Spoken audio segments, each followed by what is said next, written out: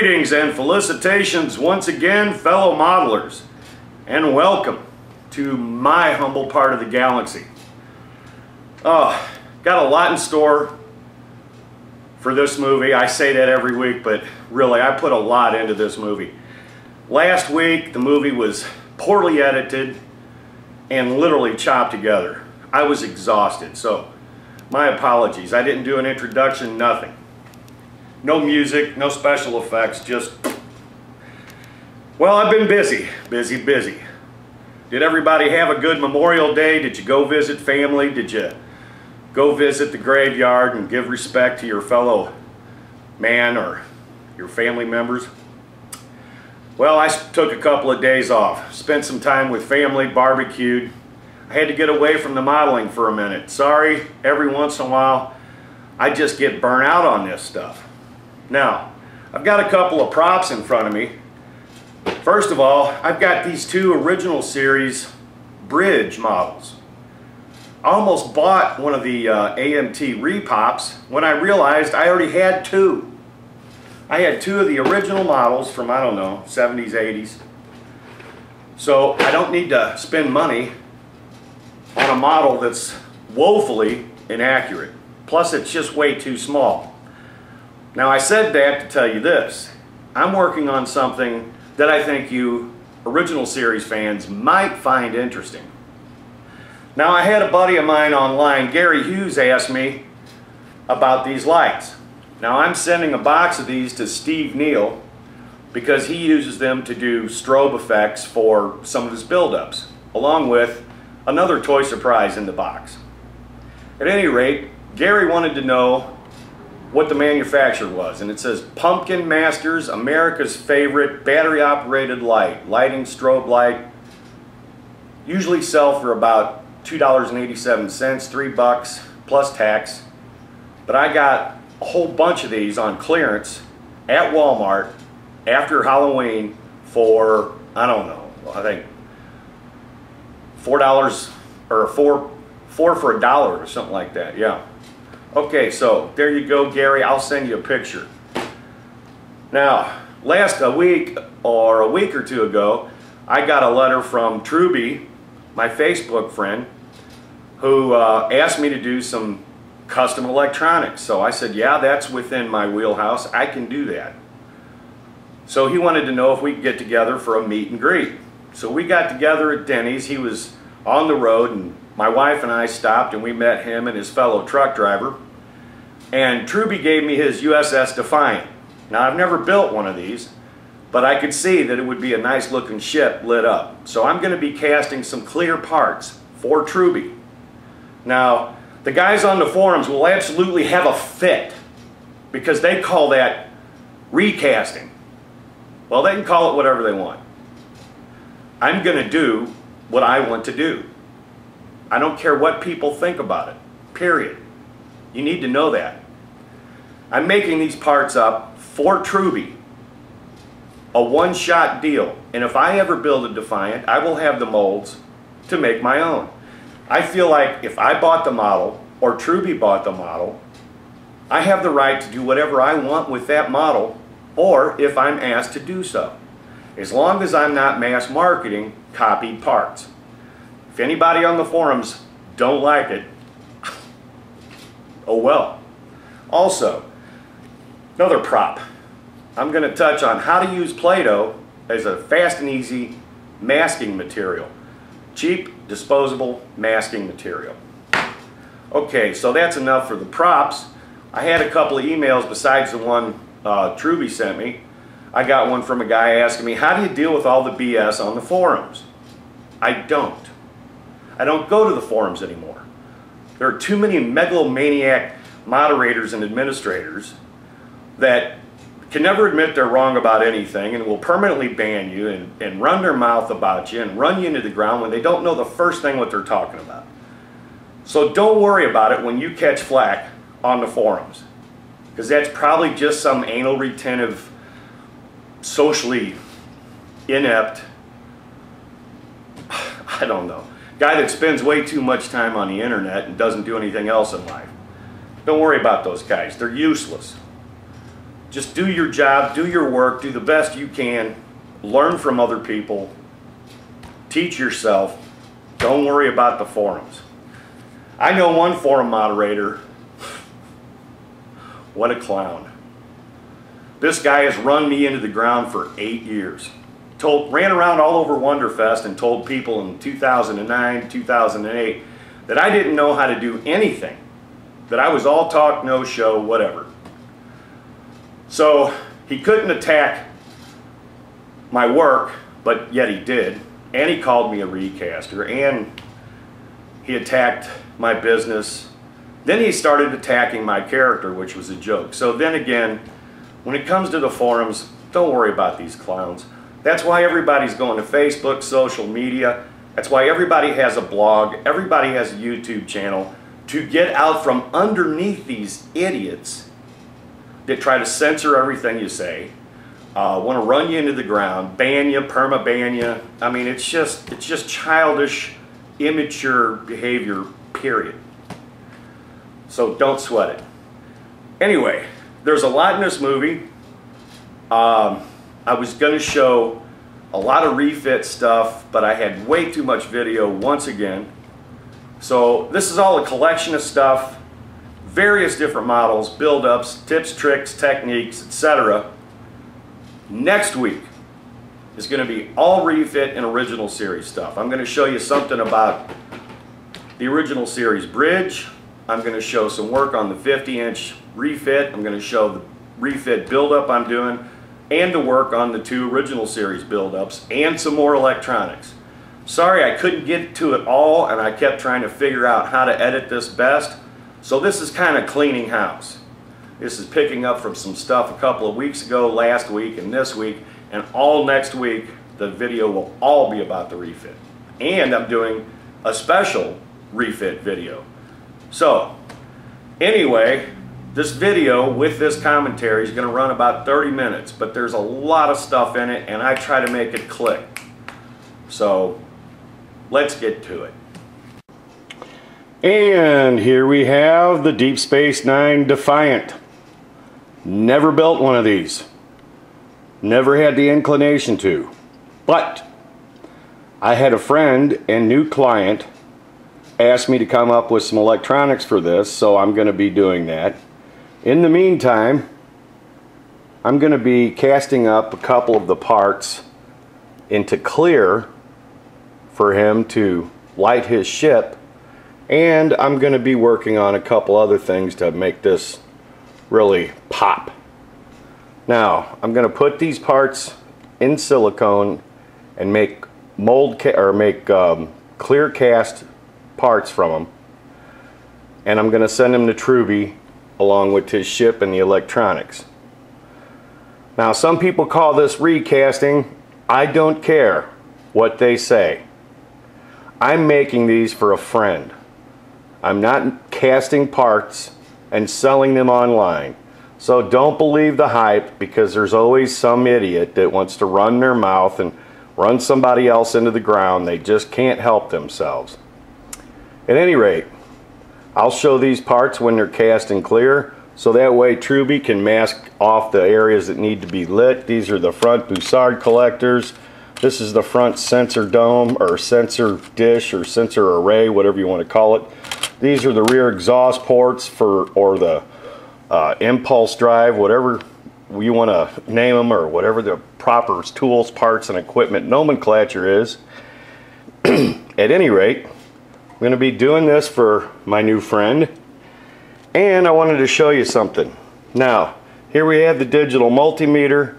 This is some copper strip that I picked up for about $5 at Michael's.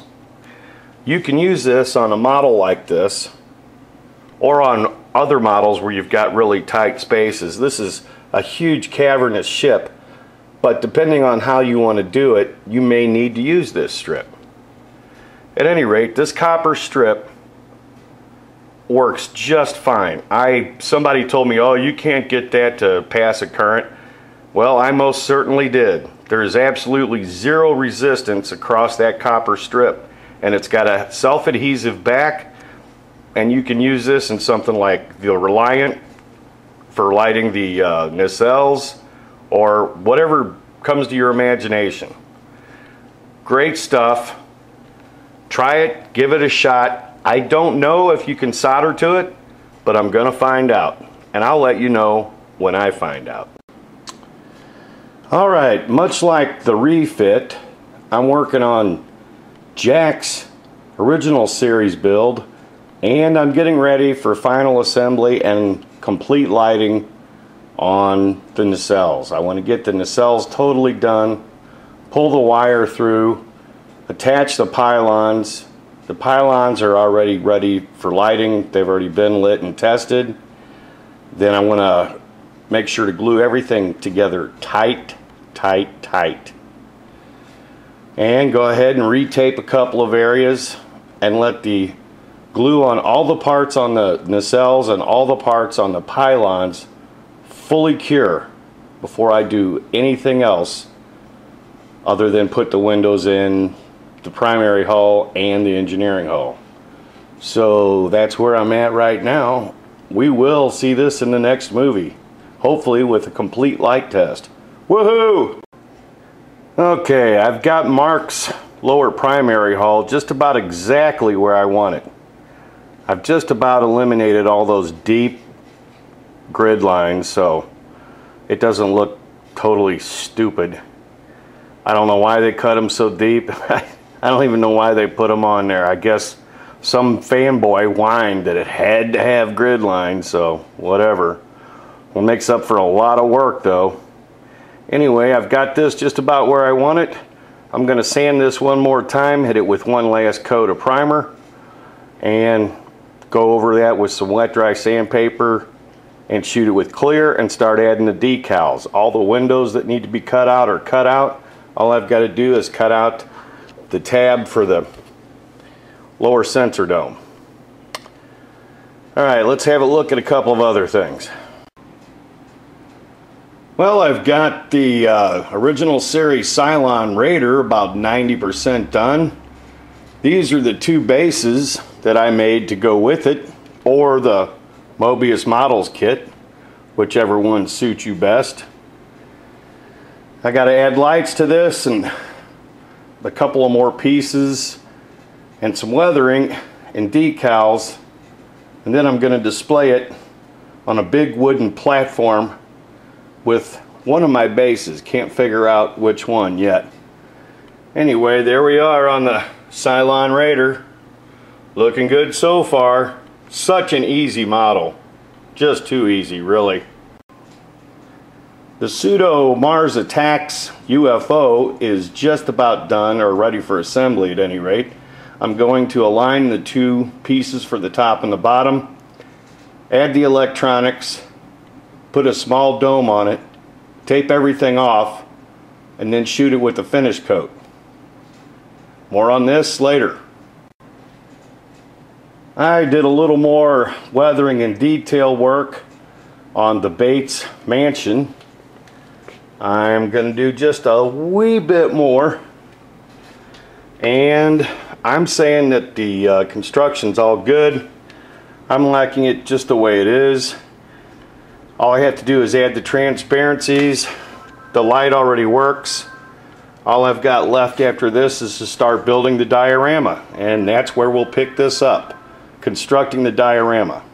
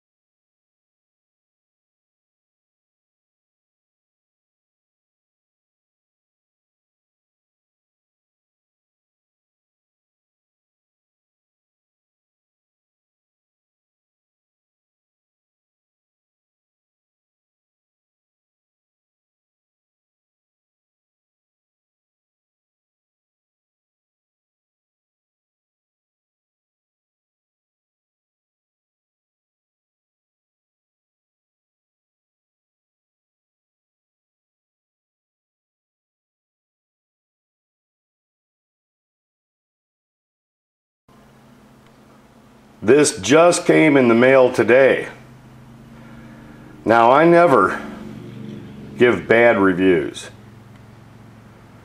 but oh my God, it's like 13 pieces, no decals, no nothing. The part that you have for the window you can't use to light. Wow. I mean, I was lucky to get this kit. I got this kit for $5. Most of them go for 39 to 50 bucks. I will not pay 50 bucks for this. 13 pieces of styrene. No way. Having said that, I'm going to do the best I can to make this look like it came right out of the movie. Booyah! Okay, tips and tricks. Alright, I dry fit all the main pieces before I primered this. Now, as you can see, I got a good clean area to put my glue. Now, this is obviously going to need some putty all around the perimeter when you do get the two pieces to mate up. All you have to do now is scrape off a little bit of paint here and there, glue the parts together, and start detailing. I'm getting ready to shoot this whole thing with black. I'll explain that later. But since I've already shot it with some primer, I already scraped off a little bit of the paint, well, a bunch of the paint, on both the connecting sections. Because before I go any further, I have to glue these two pieces together. So I'm going to go ahead and glue these two pieces together where I scraped off the paint. Let them set up, then I'm going to shoot the whole thing with black. And we'll see what happens a little bit later. I've shot the whole thing with flat black. So now I'm going to do some creative masking and paint it with a lighter gray, then start going with my deeper levels. I did one of these once before, I've already mentioned that, but we'll see how this looks in a little bit. Alrighty then. I wanted to show a couple of tricks and a couple of things I'm up to real quick. Now, I needed clear windows to light this, right? So, what'd I do? I took an old soda bottle, cut it up, laid the original window on it, traced out a pattern with the Sharpie, and cut it out with scissors. Took the scissors and poked a hole right where it goes to fit inside the model here. And as you can see, since it's already got a bend, it fits easily into place. All you got to do is, say, tape a couple of edges and super glue it in a couple of different places, and it will perfectly fit down in there. Now hold on just a second while I get this situated. Okay, I put the hole right where the peg is on the inside and pushed it into place. Since the PETG of the soda bottle already has a bend in it, it easily forms to fit right the way you want it. Now I'm going to make a little interior for this because it's going to be lit from the back. So by backlighting it, I don't have to be too heavy on the details. But this will look good sitting on the base, fully lit. And I'm going to work it out to where when you sit it on the base, you're going to have green lights on the interior, and as soon as you lift it off of the base, you will have blue lights on the interior. Okay, I'm only going to do about half of it right now because I've got some other things I need to attend to. I'm going to go shoot this with a light to medium layer of gray. Let it dry for about 15 minutes in the sun, and then come in here and peel off and wash off the Play-Doh. So you'll see what I mean. Now, as you can see, I've got good highly contrasting areas. Now I hit this with a coat of light gray and then went over it and dusted it with a darker gray to give a little more depth. Now I can clean all this up later by using different layers of gray by sanding, by lightly sanding, because I've already got 2 or 3 layers of paint on here. I've got the original color of the base model, the dark primer, then I've got the black and the lighter primer and the darker primer. So I'm already several levels into it, and you get good, crisp, clean detail. Now I can go around all these soft areas and clean that up and make it even better. I can sand a few places to get the different levels, go back over some of these raised lines with Sharpie or a magic marker very carefully. Then I can do some light washes or some dry brush technique. And this isn't meant to be a be-all end-all, but it's a quick way to do some easy masking. And as you can see, I've got my high contrast areas right there, and I didn't have to spend half the day masking. Alright, let's look at the Alien Fighter once again. Now what I've done here is I've taken some black and white acrylic paint, mixed it up to match the color closely, and I cleaned up some of the edges. I also, after that was dry, I went over several areas with the Sharpie to pull out some of the raised lines. Now this has raised lines and it has submerged lines, cuts or etches. So thus far I've used some dry brush technique, some wet brush technique, I've used some spray enamel, and I'm going to continue to pull out the different layers of this. Now I'm kind of focusing on this to show several different methods of doing things, because this is really looks like a really hard to paint model, but it's not. You've just got to take your time and work in layers. Now I've cleaned up most of this side and added some more layers of gray and cleaned up some of the fine lines with the Sharpie. Now on this side, this is almost completely wet brush. Now I'll go over this again in a little bit after it's dried with a little dry brush technique to pull some more detail out. Go over that with a Sharpie, and then add and subtract some more detail depending on what I need. So we'll get back to this, and you'll see as this starts to pull into a multi-layer paint job, and it'll look, I'm shooting for making it look as close as possible to the one you actually see on screen without trying to be anal about it. Well, as you can see here, I took a slightly different approach. I masked everything off, cut all the excess masking off with an X-Acto. Now, and then I painted it with a darker gray primer.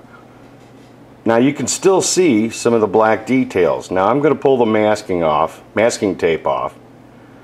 Then I'm going to go over this with a light wash, and once again go over some of the fine details with a Sharpie. So when all is said and done, I'm going to try to match the left and the right of the top and the top to the bottom. So all I've got to do is, after I glue everything together, is putty all the seams and then match the paint in those areas. So we'll get back to this in just a minute. And there it is for now. That's all that's going to get done on it this week. I just really wanted to use this as an example to show some different methods. Now I haven't touched this with an airbrush yet. I've used everything but an airbrush, just to show that there's more than one way to skin a starship, or a fighter craft for that matter. It's all in using your own creativity and coming up with other options. Now I may go at this with an airbrush at a later date, but I will keep adding layers of depth to this and softening and lightening different areas to get a more smooth, even textured feel. And like I said before, as soon as this is done and all lit, I'm going to put it right in front of a green screen. Well, so much for the Alien Attacker for today. Okay, here's some more alternative lighting. Now this is existing lighting. I picked up a bag of these for a couple of bucks in clearance after Halloween. They were in the clearance section at Walmart, so I picked up a bag of these, literally for a couple of bucks. And My buddy Steve said in one of his movies that he uses these, and in fact he even showed, did a little demonstration using these for, you know, blinky flashy circuits for different buildups, you know, where you run fiber optics and have everything running at a different sequence, which is something I've done too and said in a previous video. But since Steve didn't get any more than the ones he's using, and I happen to have an abundance of these, I'm gonna send 3 or 4 of these to Steve pro bono, no problemo. So there you go, Steve. Look for a box of these headed your way. This is where I left off with the Bride of Frankenstein model. Now, I just attached the legs to the Davenette or Davenport or bassinet, couch, whatever you want to call it. I need to match the paint with the legs to the couch, recliner, love seat, what have you. And I'm probably going to do some more detailed paint, just a little bit, on both faces, arms and hands. Probably get to see a little more of this a little bit later. I've made some progress on the Frankenstein and Bride diorama model. I've got to glue a few pieces together and start the detail work, but all in all I think it's coming along nicely. I really like this model. I like the whole concept and thought of it, but the heads are just a little too elongated. You know, if I had time, I would make a squish mold of both heads and literally squish them back into shape. It seems like, I don't know, maybe when the polystyrene is cooling, the heads shrink and look more elongated. But after having looked this movie up on the internet and doing some screen captures and whatnot, I think it'd be interesting to make some correct heads, but I don't have the time to get into it. So I'm going to start doing some light washes and whatnot on this, add some blood stains and whatnot and scars, and we'll check back on this in another movie. I wanted to do a complete side-by-side comparison of the Masudea model from, I don't know, a few years ago and the Mobius models. I just don't have the time to get fully into it, unfortunately.